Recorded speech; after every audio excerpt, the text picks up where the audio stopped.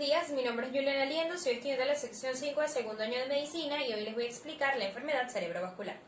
En primer lugar, debemos saber que el sistema nervioso central está compuesto por dos segmentos principales, un segmento superior, el encéfalo, que está contenido en la cavidad craneal, y un segmento inferior, la médula espinal, que está contenido en el conducto vertebral.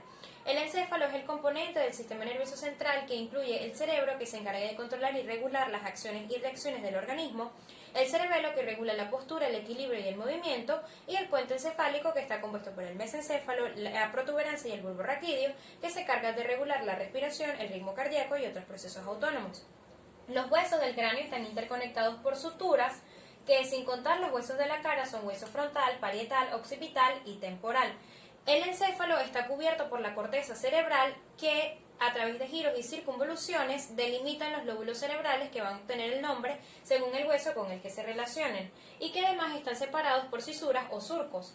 La cisura de Rolando, que divide el lóbulo frontal del lóbulo parietal, el surco parieto-occipital, que divide el lóbulo parietal del occipital, y por último la cisura de Silvio, que divide el lóbulo temporal del frontal y del parietal. El lóbulo frontal, sus funciones se asocian con los procesos cognitivos, las funciones del lóbulo parietal se asocian con los procesos sensitivos, el lóbulo occipital se asocia con los procesos de información visual, mientras que el lóbulo temporal, sus funciones se asocian con la memoria y los fenómenos de reconocimiento. La irrigación cerebral está dada por las arterias carótidas internas y por las arterias vertebrales, que van a interconectarse en la cavidad craneal para formar un círculo arterial que se conoce como polígono de Willis. La irrigación anterior está dada por las arterias carótidas internas y la irrigación posterior o vertebrovascular está dada por las arterias vertebrales, que a nivel de la protuberancia se van a fusionar para dar origen a la arteria basilar. En cuanto a la irrigación anterior, las arterias carótidas internas van a dar origen a dos ramas terminales, que va a ser una, la arteria cerebral anterior, que va a irrigar el centro de los hemisferios, y la arteria cerebral media, que no va a formar parte del polígono de Willis. Ella discurre a través del surco de Cilio para irrigar el lóbulo frontal y algunas partes del lóbulo parietal y del lóbulo temporal. De la irrigación posterior, las arterias vertebrales van a dar origen a la arteria cerebelosa posterior-inferior, o por sus siglas en inglés PICA. La arteria basilar va a dar origen a la AICA o arteria cerebelosa anteroinferior, y la SUCA, que es arteria cerebelosa superior, que estas tres van a irrigar el cerebelo. Las ramas terminales de la arteria basilar son las arterias cerebrales posteriores, que van a irrigar el lóbulo occipital y parte del lóbulo temporal. Y a su vez, las arterias comunicantes posteriores, que van a comunicar a las arterias cerebrales posteriores con las arterias carótidas. La enfermedad cerebrovascular o apoplejía cerebral, infarto cerebral, es un déficit neurológico que se produce por la disminución del flujo sanguíneo cerebral debido a la oclusión de un vaso por émbolos, trombos, ruptura del vaso o por un trastorno vascular que debilita la permeabilidad de la pared vascular. Se clasifica en SB isquémico y SB hemorrágico. En cuanto al SB isquémico, es aquel que se produce por una interrupción o disminución del flujo sanguíneo que conduce a una isquemia o infarto cerebral focal en una área determinada. Se clasifica en AIT, accidente isquémico transitorio, que es un déficit vascular focal que dura menos de 24 horas, que generalmente se resuelve solo y que no deja déficit neurológico. En cuanto al ictus progresivo, es el progreso de los síntomas iniciales 3 horas previas a la valoración neurológica, y el ictus establecido que las manifestaciones clínicas permanecen inalteradas por más de 24 a 72 horas.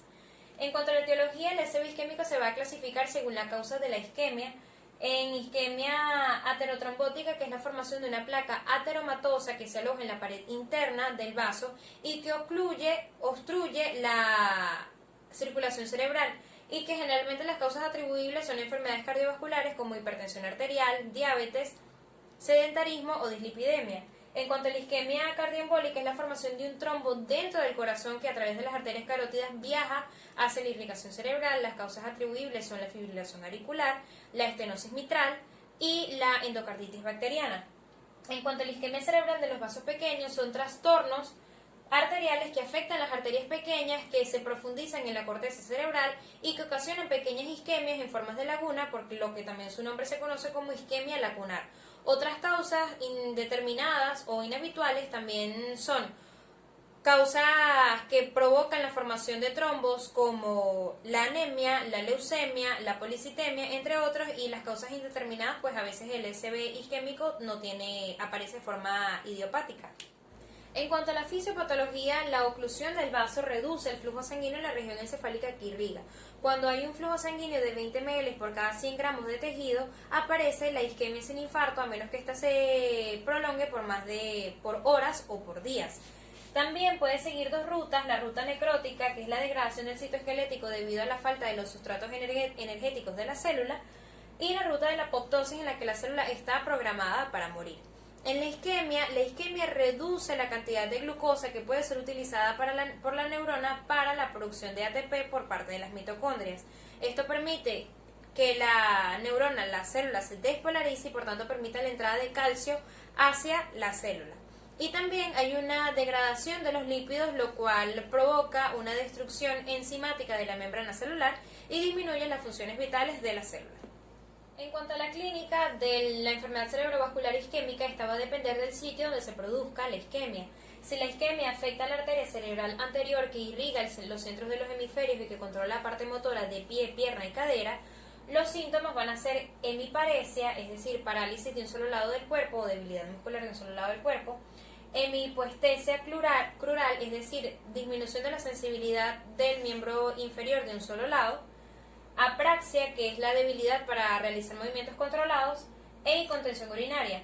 Si la isquemia afecta a la arteria cerebral media, que controla la parte motora de lo que es miembro superior y la sensibilidad del rostro, los síntomas van a ser hemiparesia, parálisis de un solo lado del cuerpo, o hipoestesia, disminución de la sensibilidad; hemianopsia homónima, que es la pérdida de la visión de un solo lado; desviación oculocefálica contralateral. Esto quiere decir que si la isquemia se está produciendo en el hemisferio izquierdo, los síntomas se van a presentar en el lado derecho.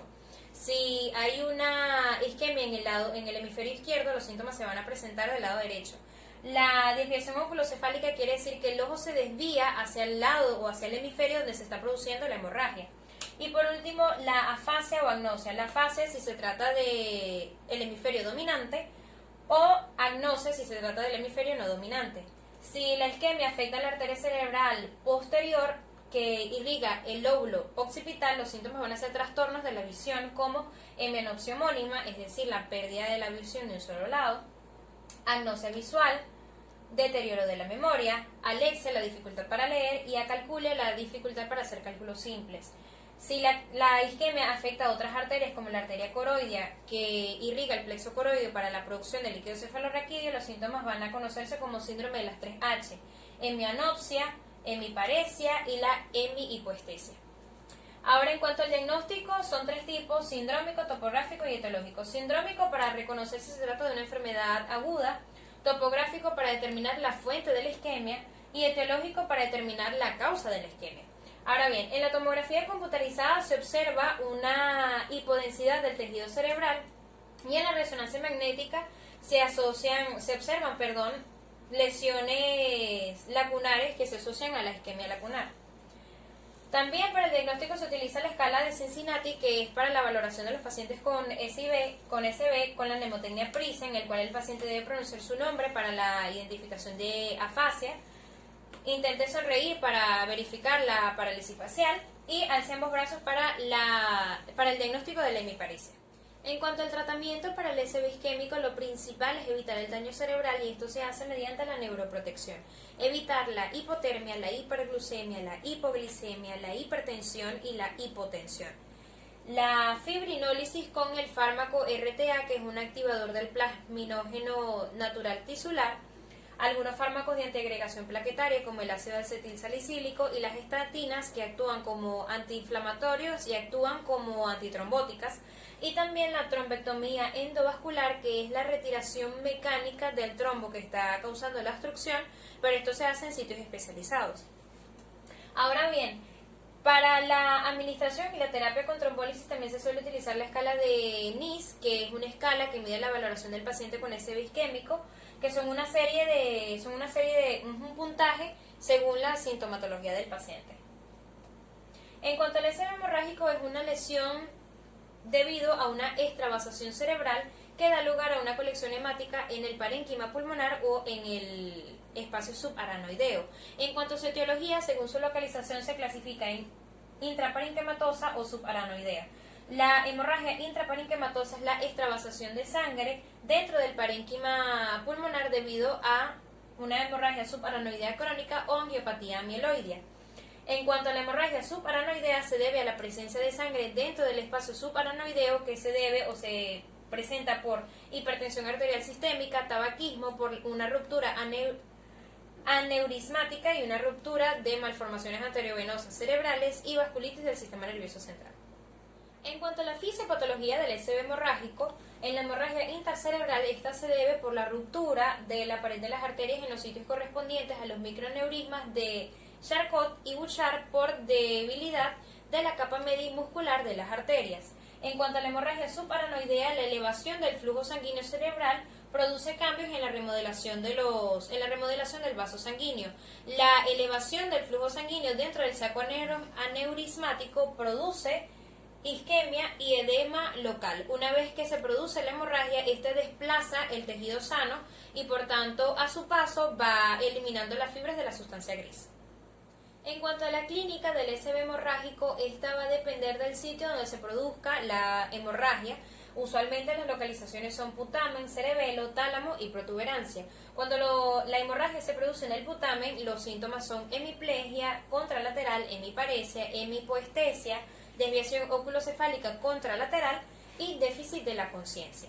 Si la hemorragia se produce en el cerebelo, los síntomas son cefalea posterior, ataxia, que es dificultad en la coordinación de los movimientos, vómito, hidrocefalia, paresia, es decir, parálisis de la mirada conjugada contralateral, disarte, dificultad para producir palabras, y disfagia, dificultad para deglutir.